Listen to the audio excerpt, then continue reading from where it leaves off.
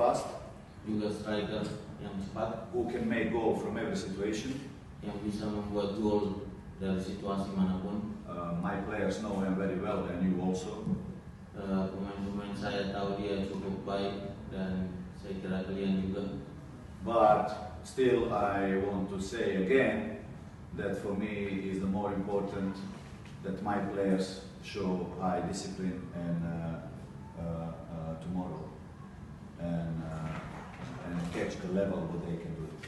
Yang paling penting bagi saya adalah pemain-pemain itu bermain dengan kedisiplinan yang tinggi dan bisa menunjukkan level performa yang biasanya bisa mereka tunjukkan.